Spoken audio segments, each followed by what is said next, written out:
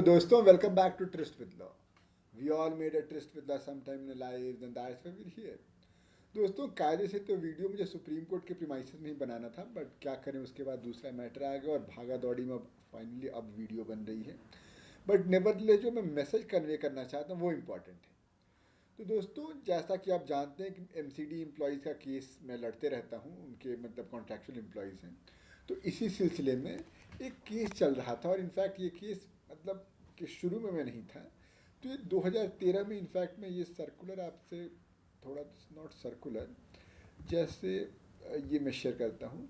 तो 2013 में एक केस मतलब उन्होंने एक रेजोल्यूशन पास किया था, जिसमें उन्होंने ये कहा था कि भाई कॉन्ट्रैक्चुअल एम्प्लॉयज़ को भी हम मतलब मिनिमम बेसिक डीए ये सब चीज़ें देंगे।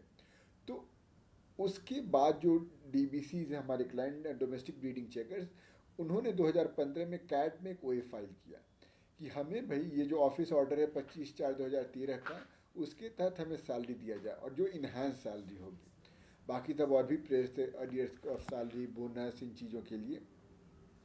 कैट ने ये जो रिलीफ थी, इसको रिजेक्ट कर दिया, ये कहते हुए कि सैंक्शन पोस्ट नहीं है, और ये उन्हीं के लिए है कि जो अच्छा, एक बात समझने की दोस्तों, इंपॉर्टेंट बात ये है कि कॉन्ट्रैक्चुअल एम्प्लॉय दो तरह के हो सकते हैं।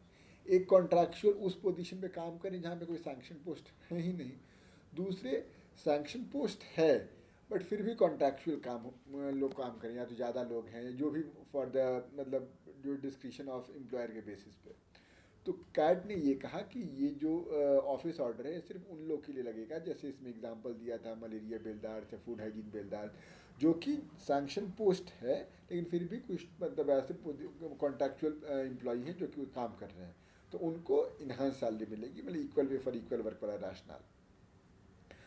अब हाई कोर्ट के पास जब हम लोग इसको अपील में आए थे, तो हाई कोर्ट ने ये कहा, हाई कोर्ट ने हमने सारी बातें सुनी, और हाई कोर्ट ने एक आरटीआई थी जिसमें ये कह रहा था कि 3500 पोस्ट ऑलरेडी इनके लिए हैं सैंक्शन।